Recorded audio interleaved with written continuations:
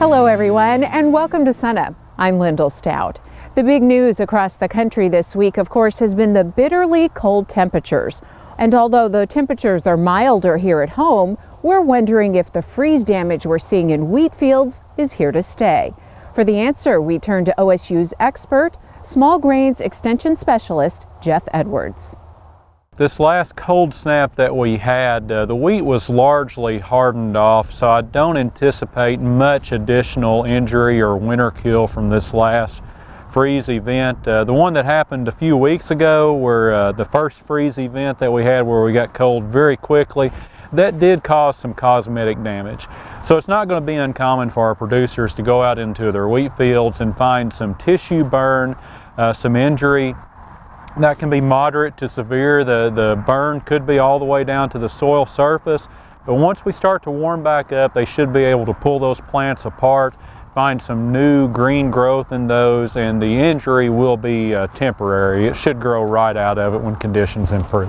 In this field we have different stages of growth. Is the smaller wheat more susceptible to the cold? Typically the smaller wheat is more susceptible to freeze injury because it's not as well established.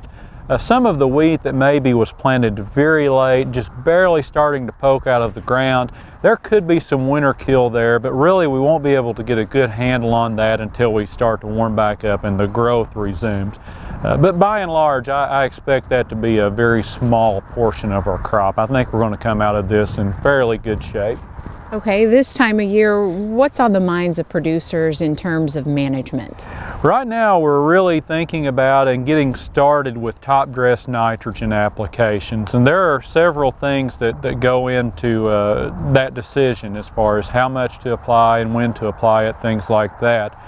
As far as when to apply it, we have to get started fairly quickly here in Oklahoma. Whenever you have 5.5 million acres to cover, you can't wait till the last minute. In an ideal situation, we would apply that nitrogen just before jointing and we'd get a ½ inch of rain, move it into the soil surface, and we'd be in good shape.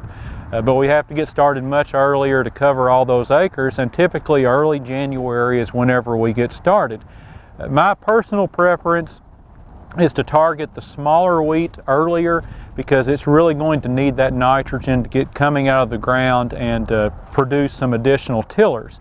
If you have larger wheat that's more well established, you can wait till a little bit later, maybe push that window a little bit closer to jointing, because if you have excess tillering and we lose a few due to nitrogen deficiency, you're still okay as long as you have that nitrogen into the rooting profile by the time the wheat is jointing. That's really our goal. That's the critical time. You have to have it into the soil, into the rooting profile by the time the wheat is jointing. And then some important calculations to make in terms of how much and figuring all of that out. Right, we have to figure out how much to apply.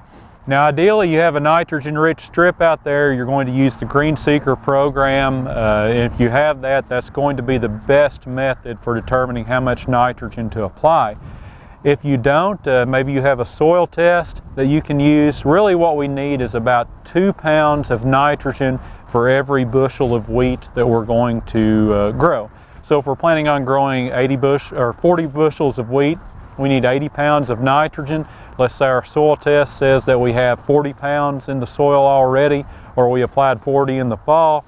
That means we're going to apply an additional 40 in top dress. And so the growers will have to make those calculations on a field by field basis based on their yield goal. And as with a lot of things in farming, timing is everything in terms of when you apply it? It is. One of the important things that we have to keep in mind this year, the past few winters we haven't really had much frozen ground. It's very important that we do not apply nitrogen to frozen ground. Let's say the example we have here is snow-covered ground. The ground is frozen. If we applied nitrogen to this field, whenever the snow melted, it's moving off of the field into the ditch. That's where the nitrogen would go. We want that nitrogen to move with the water into the soil profile, so it's very important not to apply nitrogen to frozen ground. Okay, and obviously some concerns there. And pretty much this time of year, we're just kind of hanging tight, getting ready for spring and enjoy some of this good moisture this winter? Hopefully this snow will kind of soak into the soil, and we'll get some more moisture during the winter to keep us going. Top dress is what we have going right now. The next thing that'll be coming up will be first hollow stem, and we'll be keeping an eye on that, and that'll be here before we know it. Okay, Jeff Edwards, thanks a lot. We'll see you again soon.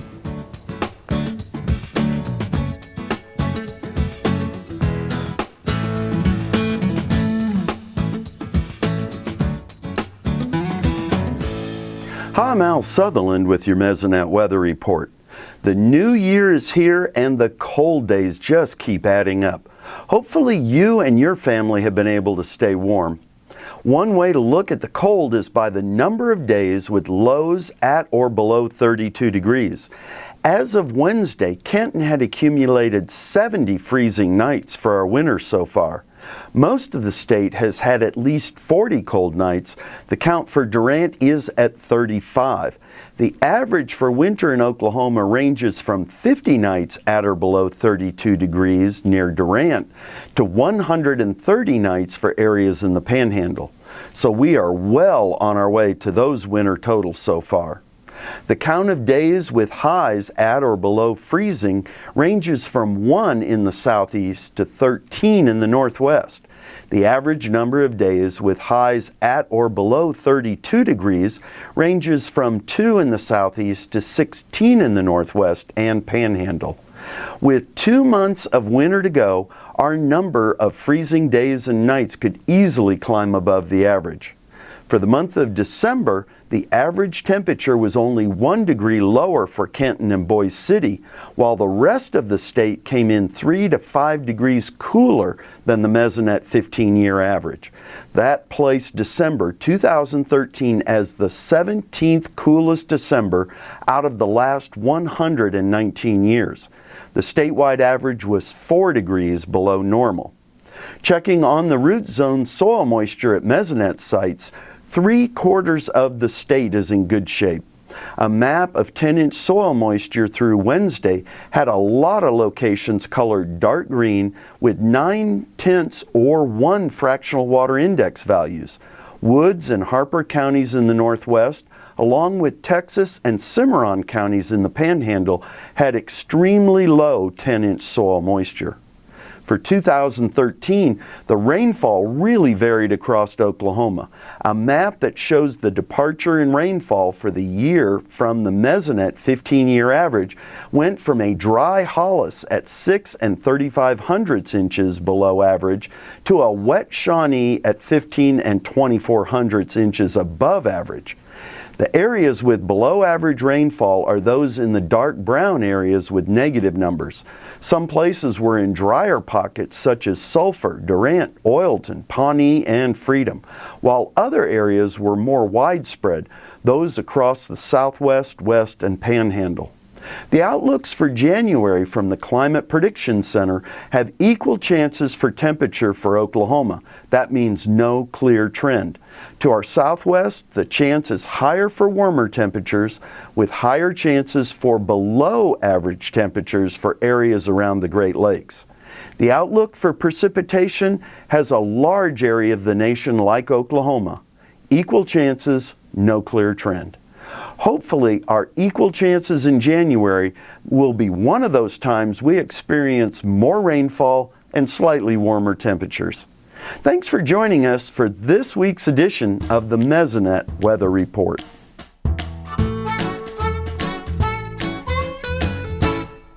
Joining us now is Kim Anderson, our crop marketing specialist. And Kim, you're keeping your eye on some pretty important January numbers this week. Yes, the USDA released the WASDE report, the planting intentions report, and the the quarterly stocks reports, and those numbers will be what the market determines next week's prices to be. And let's take a look at some of those pre-release benchmarks, because those determine some important comparisons then. That's exactly correct. You look at the winter plantings for wheat. For all wheat was 43.5 million acres compared to 43.1 last year, or up about 400,000 acres. Hard red winter wheat at 30.4 million, that was up from 29.6 last year. Soft red winter wheat, 9.5 million acres, down from 10 million acres last year. And then how are the ending stocks shaping up? Well, probably not much change in wheat. 557 million. It's expected to be slightly lower than they were last month, but significantly lower than last year at 718 million. World at 6.72 billion bushels. That's higher than last year's 6.46. Corn slightly higher than last month at 1.86 billion. Of course, significantly higher from last year's 824 million, and the world at 6.42 billion and 5.3 last year, so significantly higher. And with this in mind, what kind of adjustments do you think the market will then make? Well, I'm watching the wheat, the March and the July contracts, and I think they both got support at $6.30. We're right at that level. We break that 6.30 on, say, if Tuesday's close is below 6.30, say 6.25 or so, maybe 6.20, then we're going to go down to $6. If we break $6, then it's Katie bar the door. The next support's at 5.70, but who knows where it's going to go if it breaks at 6. If by chance it does go up, we've got resistance at $6.50. Okay, and then other market chatter in terms of wheat prices. We're hearing about competition between U.S. wheat and foreign competition. Right, the chatter is that the U.S. price is above the world price, and so we're not getting export demand. We've sold 27% more wheat than we had this time last year. The market's trying to protect this wheat in case we do lose the 2014 crop. So I think the market's going to keep the U.S. wheat price above the world price to restrict some of the exports. And we heard from your colleague Jeff Edwards earlier in the show a little bit about freeze damage. Your take? I think it's a null event right now. The markets, they'll talk about it. There'll be some smoke and mirrors in there.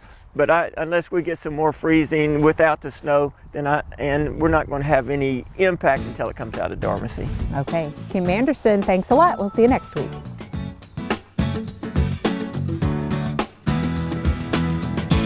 The very cold nights that we've experienced this last week remind us that the spring calving season is just around the corner, and we're likely to have some more very cold weather when some of those calves are arriving.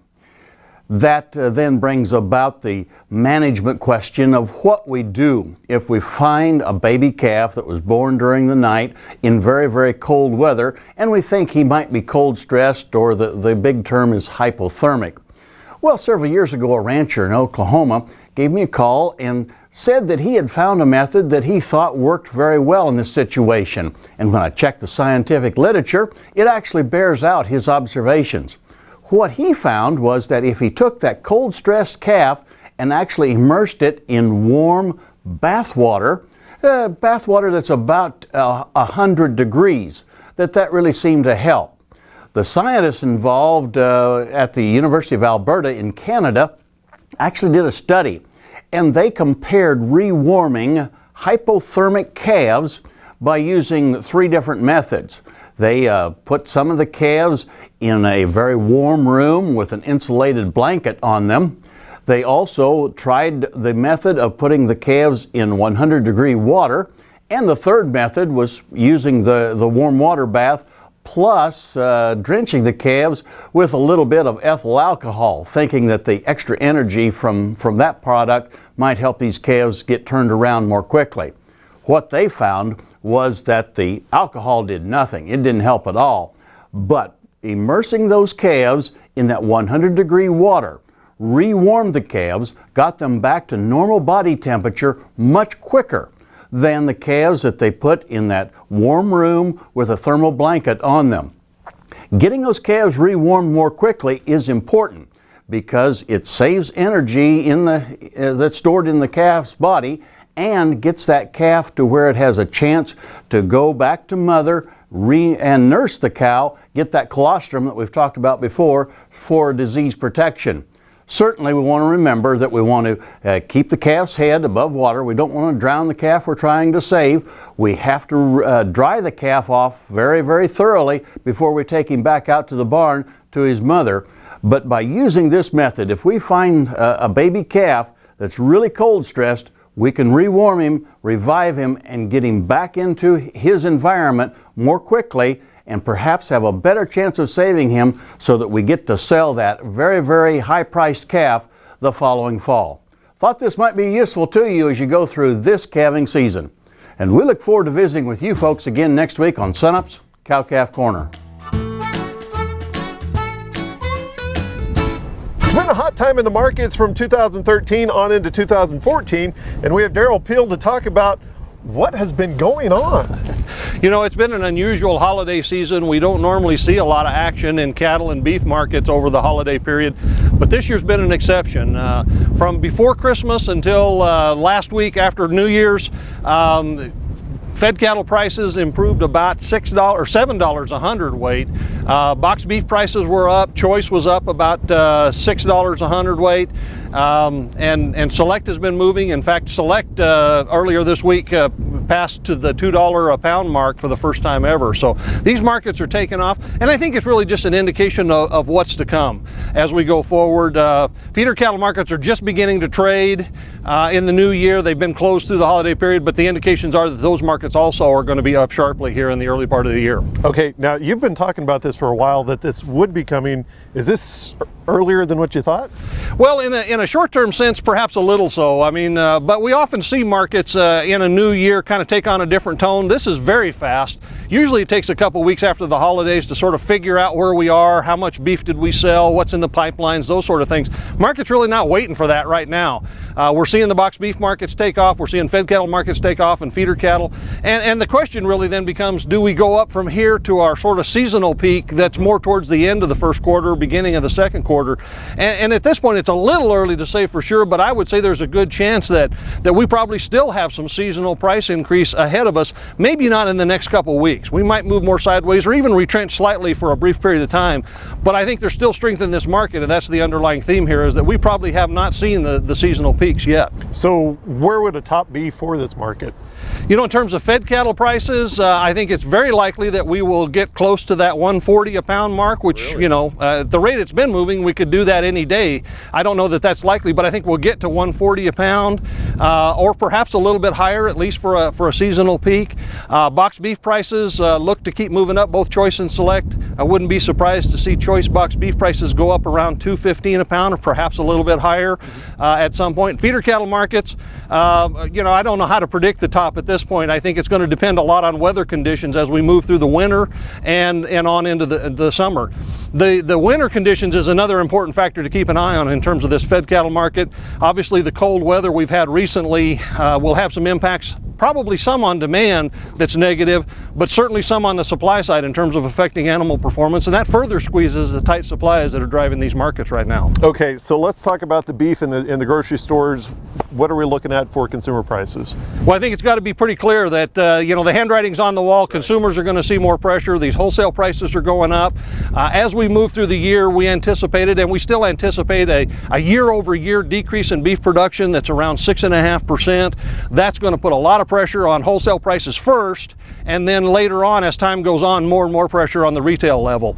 There's a little bit of margin or cushion built into these wholesale to retail margins right now. Retailers have been anticipating this for a while, so they've got a little bit of padding to absorb some of it for a while, but as time goes on, they will be forced to pass those along, and consumers will certainly see higher beef prices as we move through the year. Okay, now let's say the herd rebuilds to a size we haven't seen in a while. Will that help the beef prices on the consumer end? Not in 2014, probably not in 2015. If we start the process of rebuilding in 2014, and that's contingent on weather conditions, of course, as we move through the spring, but if we start that process, we actually make it tighter and more price pressure in the short run, because we're going to be squeezing available production in the short run. The short run here is at least 2 to 2.5 years.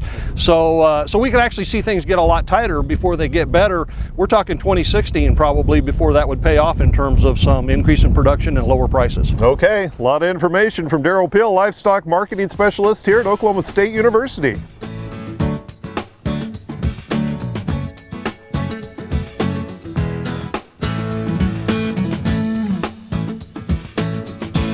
Hi, welcome to Shop Stop. Today we want to talk about an easy way to hold a bolt or a nut into a socket when you're reaching into an odd space with it. Okay, typically what happens with me is I've got my bolt or nut in my socket and I'm trying to fit it down in the space and it's falling out on me. Well, what you can do is just get a small piece of molder's clay or some putty or something like that and put it inside of your socket. We prefer blue, and we stick it in here and we put the bolt in and just press it against there, and you can turn it up and it holds your bolt in your socket. Just a little tip for trying to hold a bolt or a nut into a socket when you're trying to go into that odd space. Hey, thanks for watching. We'll see you next time on Shop Stop.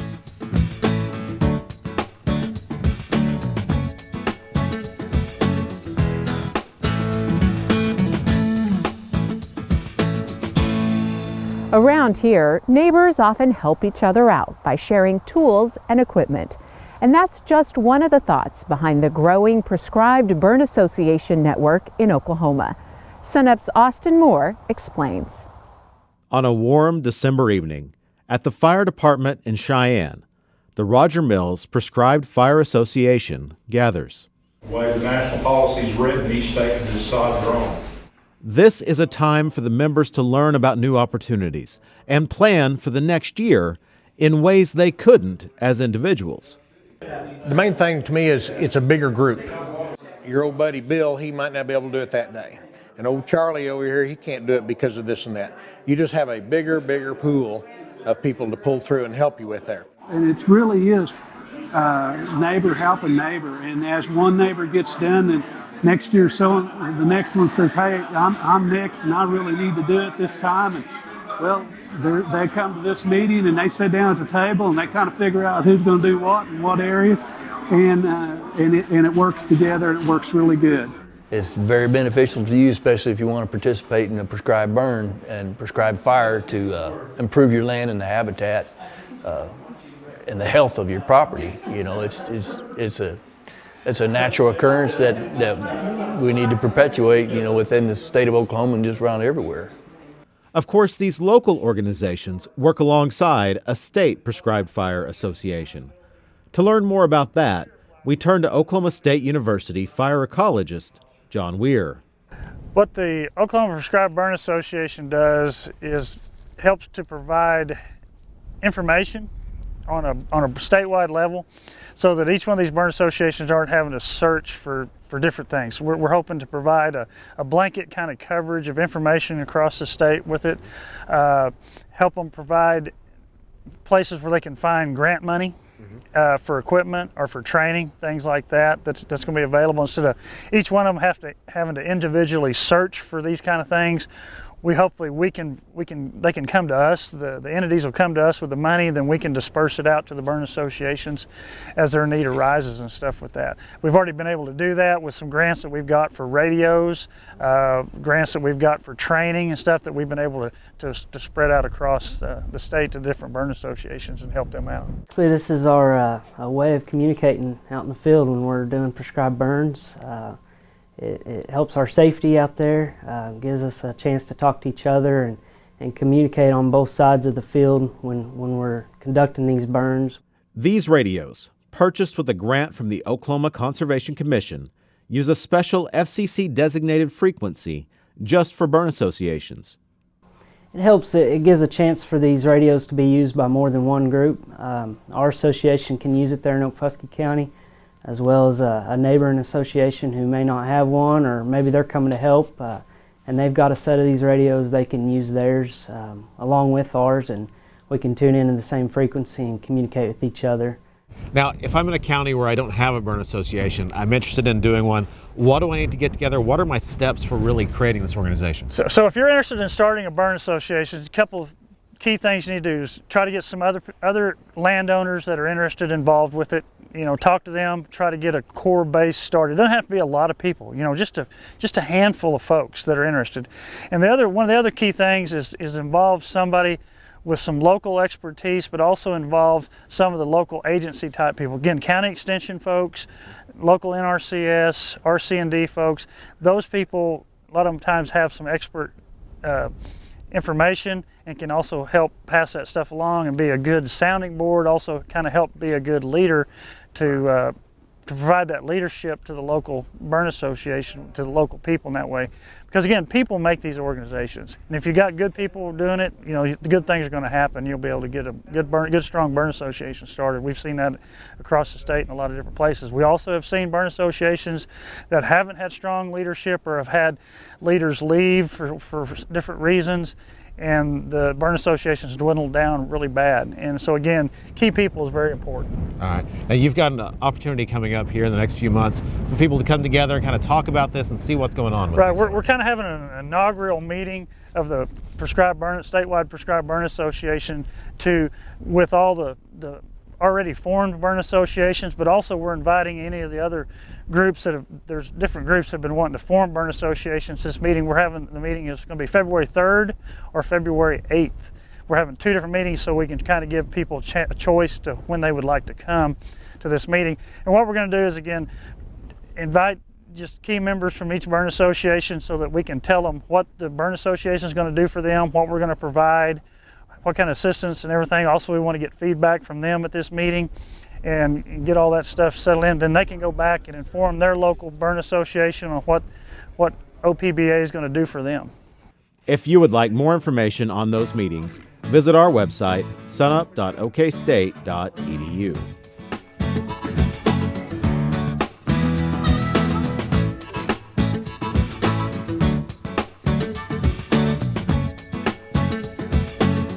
Finally today, a reminder you can still register for the upcoming Red River Crops Conference. Experts from Oklahoma State University and Texas A&M will be on hand in Altus January 28th and 29th to talk cotton, wheat, canola, along with alternative crops, pasture management, and much more.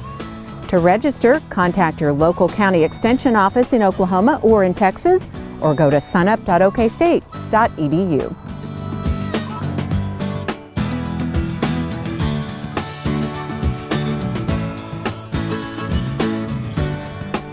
That'll do it for us this week. Remember, you can find us anytime at sunup.okstate.edu.